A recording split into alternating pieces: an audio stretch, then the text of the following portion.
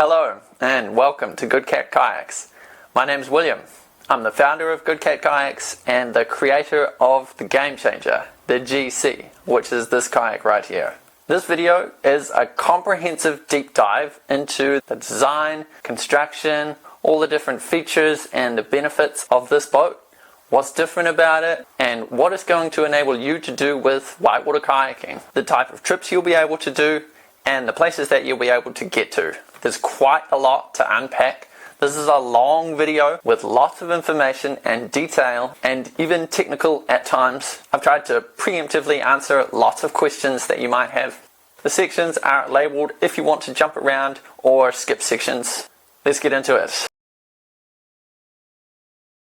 The GC is a hard shell inflatable hybrid kayak. What you can see here is a hard shell that covers part of the sidewalls, part of the ends, and the entire hull. Inside the hard shell sits this inflatable inner. The hard shell provides the rigidity and the performance that we all love about modern plastic whitewater kayaks, and it protects the inner. If you think about it, most of the damage that occurs to a whitewater kayak happens to the hull. Some takes place on the sides and the ends. Very little damage happens to the top. So this half shell design provides protection only where it's really needed. When it comes to performance, the hull shape and design is what really matters. The shape of the deck doesn't contribute anywhere near as much to performance as what the hull does. So I've basically removed the shell from the top half of the kayak without sacrificing performance or robustness, and this enabled a big weight reduction and a whole bunch of other features that I'll explain later in this video. The inner is going to be made from a high-spec TPU nylon fabric, the same class of material that's used in high-end premium pack rafts. The hard shell is composite. The materials used and their properties are also explained later in this video. I made this kayak because I wanted a boat that I could take anywhere. The shell is modular. It's a 4-piece shell that comes apart. The pieces can nest inside one another. The inflatable inner deflates and folds around the central composite cockpit coaming. Then the whole thing can be rigged up into a backpack. So now, any river that you can access on foot, you can get a kayak into. Any river that requires hiking to get into is now way more accessible. Remote rivers with a long or difficult approach, bush bashing, steep terrain, awkward climbing, rivers with an approach that would be really hard to do with a plastic kayak on your shoulder. Those rivers are now within reach because you've got a kayak that literally becomes a backpack. Think of South Island heli runs that are getting more and more expensive. Now you can access these on your own legs. First descents that you've had sitting on the burner because you haven't been able to get a boat in there. Now you can. Think quick trips up the Arahura or T Canyon, or overnighters and multi-day trips like the Upper Waiau, the Motu, the Clarence, or like a 3-day self-supported first descent into a steep remote catchment where the approach is a full day's bush bash and you'll be running hard whitewater the next day or two. You'll be able to do multidisciplinary trips with this, carry mountaineering or canyoning equipment. This boat is compatible with other disciplines, not just kayaking in isolation. For overnight or multi-day runs, if you're putting in from the car or still taking a helicopter into a remote river, you can take way more gear and it's way easier to pack inside this boat compared to a plastic kayak. Another bonus, if you're getting on a plane with a commercial airline, you can say goodbye to playing the boat chicken roulette. Talking more about hiking in, this boat is a lot lighter than plastic creek boats, but it's still quite a bit heavier than most pack rafts. But the fact that the boat becomes the pack means that you don't have to carry a separate hiking pack. That saves you 2 to 3 kilograms typically and frees up cargo capacity when it's in kayak mode. The dry storage is built into the boat, so you don't have to carry heavy dry bags either. That freed up weight has mostly gone into the shell, so the weight budget is utilized more economically because it converts to performance when you get on the river instead of being redundant weight that sits in the boat and takes up space. If this is giving you visions of multi-day trips, you would be spot on. Multi-day trips are one of the primary targeted use cases for this design. So this boat comes with the cargo capacity to provide for that. In a plastic boat, foam or plastic pillars provide structure in the vertical plane. This boat replaces that with inflatable structures, and those same inflated volumes are your storage compartments. This kayak has 2 big storage compartments, everything from this point back to the tip of the stern. This is the rear compartment, over 70 litres of storage capacity. Everything from this point forward to the tip of the nose is the front compartment, over 30 litres. So over 100 litres total storage capacity when it's in its kayak configuration. 100 plus litres for you to get as creative as you like with your gear and how long you want to be outside for. How does it inflate? It would be a lot to blow up by mouth. A couple of 100 breaths at least. You can get great small pumps these days, like this one made by Flextail Gear. This is an older model. There's a newer model that does 300 litres per minute, that's 67 grams. At that rate, the boat is inflated in less than 2 minutes. You'd probably have 1 or 2 of these in your crew. So that's the boat in a nutshell, a high-performance hardshell kayak that also packs down into a backpack with enormous storage capacity for multi-day, adventure and remote trips. A note before we go into more detail, what you're looking at here is the current Mark V prototype. If you're thinking it looks a little bit rough, I would 100% agree with you. This shell and this inflatable have been repurposed through multiple design iterations and tested on the river. They were built and measured by hand and by eye without the computer-aided design and manufacturing precision that will be driving the Mark VI. The Mark VI moves to CAD design for both the shell and the inflatable and to factory-grade standards of construction. Every feature and every detail, the welds, the seam placements, the valves, the materials, the fit between the shell and the inflatable, the fabrics and geometry, everything that you can see and a lot that you can't see is all getting a major overhaul for the Mark VI prototype. This Mark V prototype is representative conceptually of the final product. So suspend your judgment on the cosmetics. The ideas shown in this prototype are what matter at this point. The Mark VI prototype and beyond are going to look and perform like a completely different animal. One point I want to be clear about. The design philosophy is that this is a kayak first and a backpack second. This product is optimized for kayaking, with hiking being a secondary priority to that. So I didn't compromise any features relating to performance, durability, reliability, or safety. That mostly came at the expense of weight, but also the larger, bulky backpack form factor. I've also made the configuration of each assembly as simple and user-friendly as I could come up with, so you're not fighting with the assembly when it's time to get going on the hike or get on the river. And I've tried to make the backpack comfortable to carry. All of this came at the expense of some weight. I relaxed on the weight reduction because a bit of weight on the water is not a bad thing, and the whole reason this boat exists is to have a really good time on the water. I chose to make the paddling better and safer over making the hiking less difficult.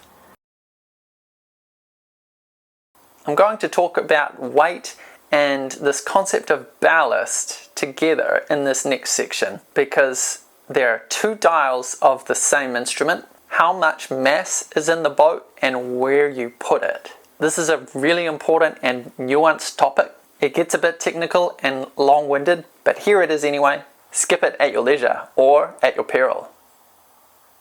It's certainly possible to use more or thicker materials, heavier materials, different materials to create a stiffer, stronger, more durable kayak, obviously at the expense of more weight. Conversely, you can use less and lighter materials to make a lighter boat. For whitewater up to easy grade 4, I estimate this boat could be as light as 10 or 11 kilograms in a weight-oriented layup. For a full-spec, robust, high-performance build suited to harder whitewater, we're looking at 13 to 14 kilograms. Where I've shied away from the lighter side of the spectrum, it's because that 2 to 3 kilograms in the boat, especially in the shell, makes all the difference for robustness, durability, safety, and stiffness, that stiffness translates directly into performance. This is all really important for harder whitewater. A 6 or 7 kilogram boat here, for example, is simply not going to be up to the task. For a creek boat with relatively large surface area, the weight of the boat needs to start increasing as the volume of water in the river also increases. A hypothetical example of an extreme mismatch here would be like a 10 kg boat in 500 cubics plus of class 4-5 whitewater. In that setting, the boat becomes like a feather. When you hit a feature, you just get stopped and then you probably get trashed. You just get pushed around like a leaf in the wind. So the more volume there is in the river, the more you want to start thinking about hitting a weight target, especially in the higher grades. Naturally, if you're carrying gear, that can give you the weight that you need for performance. And if your boat is on the lighter side, you could even intentionally add weight, perhaps by literally sandbagging yourself. Pack rafts are a good example of what happens when the boat is too light. If you've paddled one or watched videos of them in whitewater, you might have noticed how they decelerate quickly. They get stopped and stalled out easily whenever they hit a feature.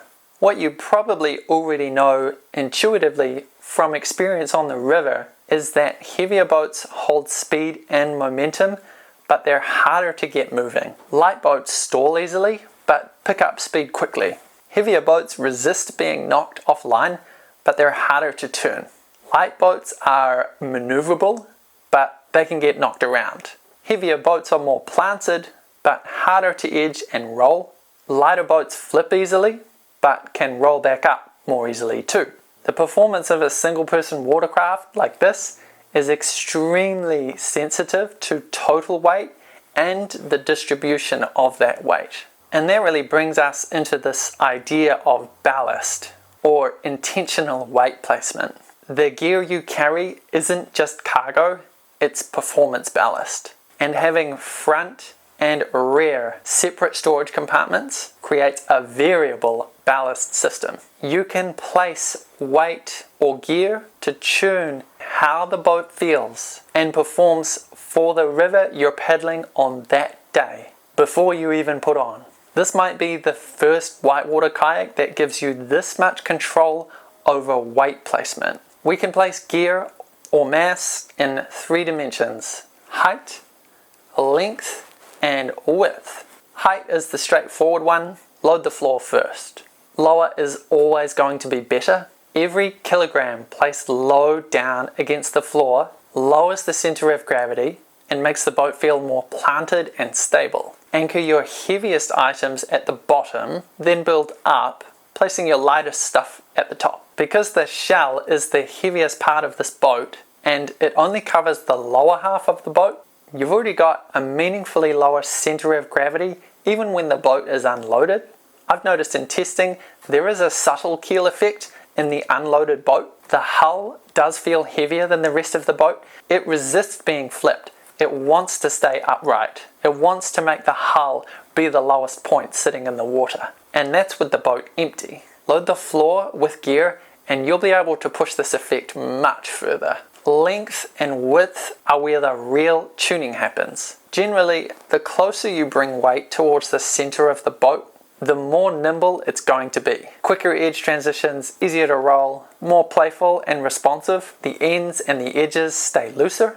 The more you place gear away from the center, out towards the ends or the sides, the more it's going to feel planted and stable and like a train on tracks. Harder to knock offline, but less agile. Loading more laterally, pressing gear up against the sidewalls, increases the boat's resistance to rolling in either direction. The boat resists flipping, it feels stable and planted, but it's harder to roll back up. Tune that based on how confident you're feeling and the type of river that you're paddling. Once the volume of the river starts increasing, you're going to want to place more gear in the front compartment. That counters the nose kick up. the tendency you see in lighter boats such as pack rafts, playboats, and in this boat when it's too lightly loaded, where the bow lifts up aggressively in the landing off a drop or going over a feature, and it kills all your speed. A bit of weight forward keeps the nose down, maintains momentum and tracking, important when you've got real volume in the river. Loading weight in the back makes the front feel light and loose, really easy to turn and boof, useful in low volume steep creeking where you want to keep the nose high but don't need to carry so much speed over a drop or out of a drop. Place your gear wherever you need it to tune how the boat feels for you and the river you're on that day. To access these gear storage compartments, TIZIP super seals. We've got a 500mm super seal in the back for the rear storage compartment, 300mm for the front. I might even go for a 600 or even 700mm seal for the back, just to make it even easier to pack gear. These things are awesome. They are rated to a pressure that translates to about 7 meters of depth before they even begin to leak. And when they do leak, it's water that forces its way between the teeth. The entire zip does not blow open catastrophically.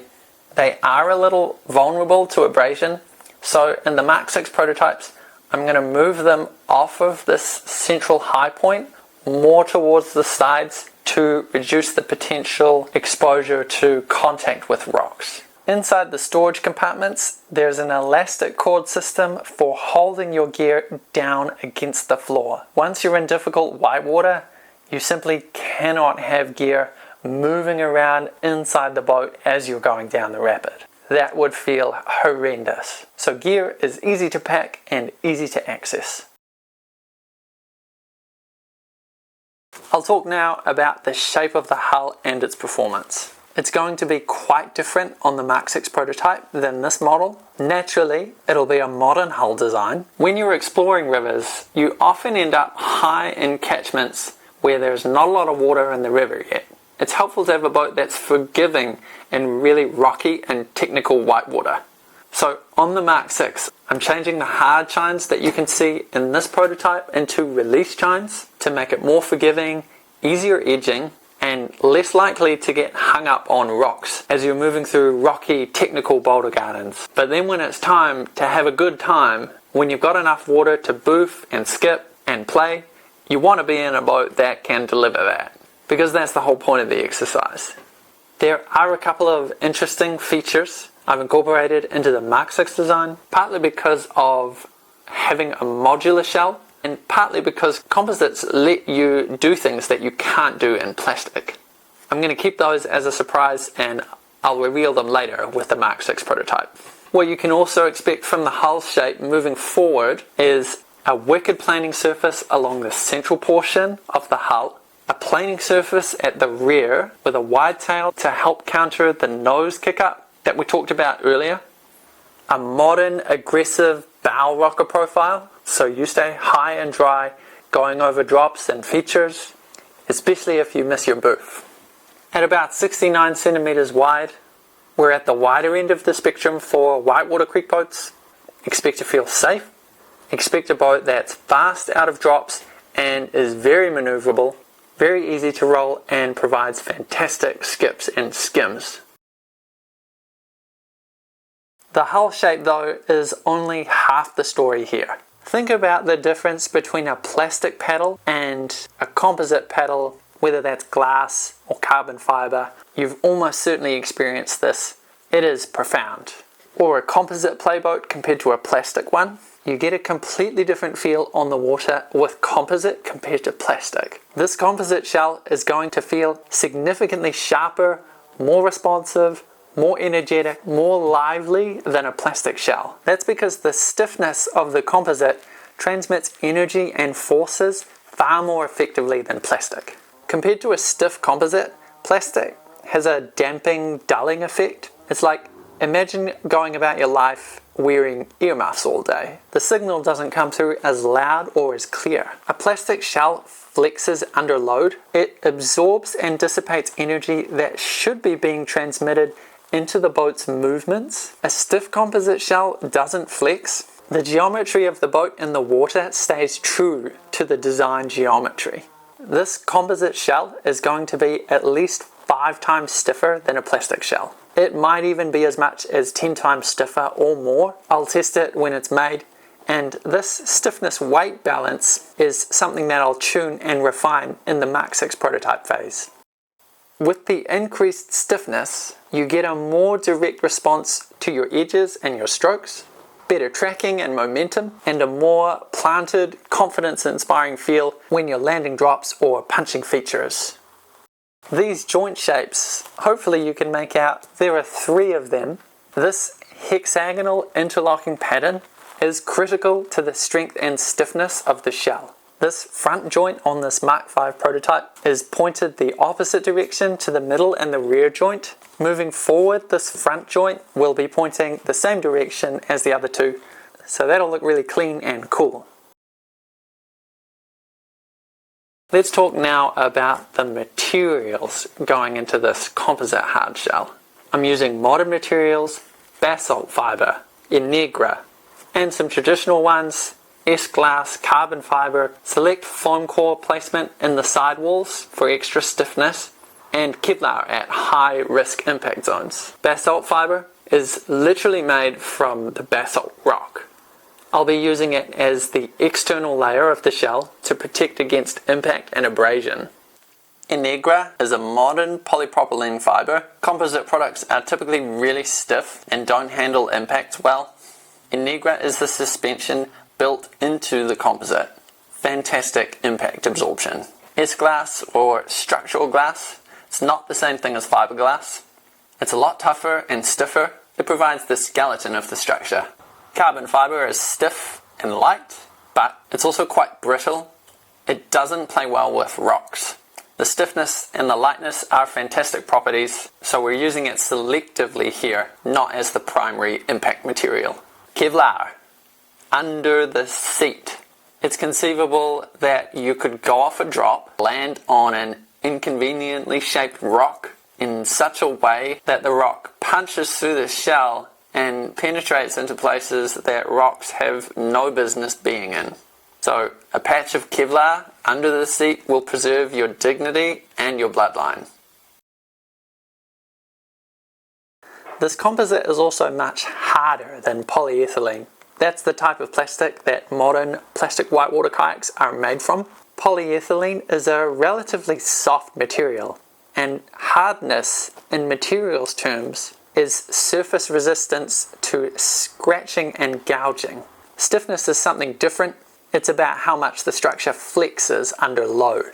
Because polyethylene is soft, those hulls tend to get fuzzy and deeply scratched over time as rocks wear away at them. That fuzziness creates drag and slows the boat down over time. The composite resists that because it's much harder. Gouges and scratches won't run deep.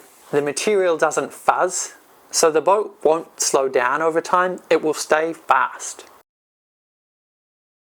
There are 2 important metrics where a plastic shell does beat this composite shell. The first is absolute toughness. If you were to absolutely beat the crap out of this boat, we're talking like beat it with a sledgehammer style testing. Compared to a plastic boat, the plastic boat would win. Fortunately, whitewater kayaks aren't required to sustain that level of beating, and the composite should be well tough enough to handle whatever you throw at it. An advantage of the composite too is that it's really easy to repair. And because this is a 4-piece modular shell, if you did break one piece, you wouldn't need to replace the entire shell. We can simply replace that piece, which saves you money. Same with the inflatable. The fabric is easily repaired as long as it's reasonably accessible. And if something catastrophic were to happen to the inner, we could simply replace the inner and you could keep your existing shell, saving you money. The second metric where plastic beats composite is impact absorption. Because polyethylene plastic is actually not very stiff, it gives fantastic impact absorption. This composite is a lot stiffer, which translates to performance on the river at the expense of impact absorption. That's where the Enegra comes in, but it's still not as good as polyethylene on this metric. But what we do have in this hybrid design is this inflatable inner. The shell can stay stiff for performance. The air layer between you and the shell provides cushioning against impacts. In theory, best of both worlds. The central inflated section, which I'll talk more about shortly, does need to run really stiff, so it's hard to say exactly what that will feel like on the river. The Mark 6 prototype is where we'll find out.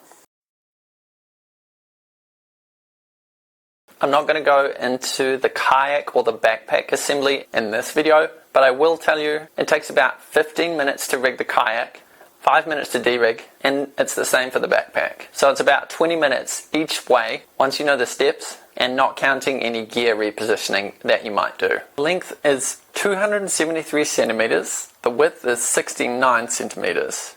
I expect the paddler weight range to be about 60 to 120 kilograms. There's such a wide range because the boat is big, but it's so light when unloaded, so there's scope for smaller and bigger paddlers. This boat is optimized for the 70 to 90 kg paddler, being able to carry lots of gear. The closer you are towards the lower or the higher end of the 60 to 120 kg range, and you're adding gear, the more you're going to want to start thinking about if the boat is underpowered or overloaded. I'd love to make a smaller and a larger model if the demand is there. We'll have to see about that later. Colors. As I mentioned before, the outer layer of the fiber is going to be basalt fiber. It's very similar to carbon fiber in appearance. You can add pigments to the resin when you're making composites, so there's some cool stuff there for minimal extra cost. You can also do fancy gel coat graphics if you've got the budget. The inflatable TPU nylon fabrics come in a wide array of colors, lots of good options, lots of room for customization. This carbon fiber composite cockpit coaming has a foam core to provide the volume and the structure that we're all familiar with from plastic boats. It enables you to use your regular whitewater spray deck on this boat. This stiff composite means that it's not going to bend, so your spray deck can't pop off around the edges the way it can on a flexible coaming like what you see in pack rafts. And because you're using your regular whitewater spray deck, however good your spray deck is how resistant the boat is going to be to spray deck implosions. The outfitting is going to be very similar to your regular plastic kayak. The Mark 6 prototype and beyond will have your regular ratcheted cam straps fixed to the coaming and rigged to the back band. This prototype doesn't have them yet. There's a lightweight composite foam core foot block which is easily adjustable and held in position by webbing that runs around the back of the foot block. Very similar to what you'd be used to in a plastic boat. These carbon fiber knee braces are built onto the coaming with lateral knee protection built onto the structure as well. The back band is removable along with the webbing that attaches it to the cam straps. The back band doubles as the waistband in the backpack configuration, and I'll talk more about that shortly. Inside the cockpit, inflated hip chambers on either side of the seat, knee sidewall chambers running along the length and up the sidewalls, tapering into the walls towards the feet, an inflatable seat. This one isn't inflated because I actually popped it on a test run. An inflated floor structure, continuous with these other chambers I just mentioned, and an inflatable center pillar for holding up the front of the coaming and the deck. There's space for your throw bag at the usual location. I designed these knee braces to fit your knees better than what you normally get in plastic kayaks. The shape of the coaming makes it really tricky to manufacture a really good ergonomic shape, but I worked out a good solution. So you get really good purchase for your knees and thighs for controlling the boat and the edges.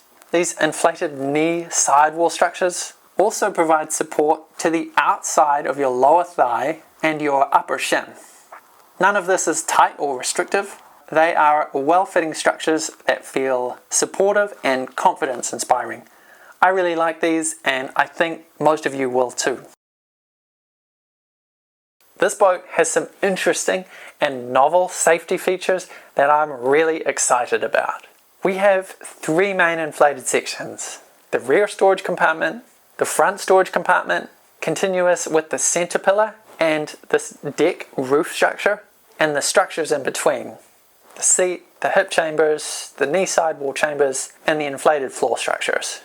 When the boat is fully inflated, about half of the total volume is occupied by air. So if you were to puncture one section, perhaps by a rogue sharp stick pointing at the perfectly wrong angle, you still have 2 more sections to keep you afloat. You're not going to spontaneously start sinking. It's really important for safety and performance that these inflatable structures do not pop. I've selected the fabrics, engineered the structures, the welds and the seams to protect against that.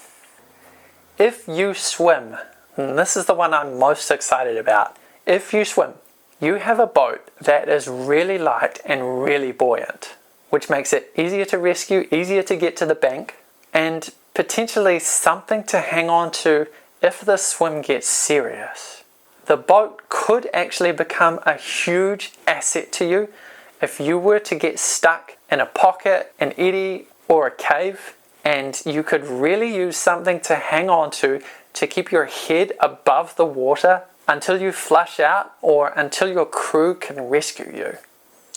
Because it's got a hard shell, it should resist wrapping like what pack rafts and regular rafts can do. And because it's so buoyant, it should resist pinning much more than a plastic kayak that gets filled and jammed into rocks. All of that, the pin resistance, the wrap resistance, the buoyancy, the easier rescues, the potential swim asset, matters even more when you're on remote rivers and you're a long way from help. If you've been wondering how this design works, the inflatable inner and the shell are independently waterproof. The inflatable sits inside the shell. There is an interstitial space between the shell and the inflatable. 2 mechanisms prevent that space from filling up with water. The first and primary mechanism is mechanical pressure between the inflatable and the shell. A system of mechanical connections pulls the inflatable down inside and onto the shell, and in combination with careful geometry of the inflatable structures, the surfaces of the inflatable are pressed against the inner surfaces of the shell. The geometry has been carefully optimized so that the inner occupies as much space as possible and water has nowhere to go. The second mechanism is that the shell is actually self-draining. Water that does get into that space has a pathway out again through the joints in the shell. So those joints are not waterproof, they let water out.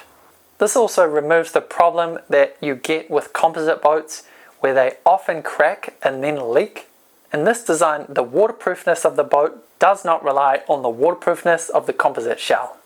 So that's the GC as a kayak.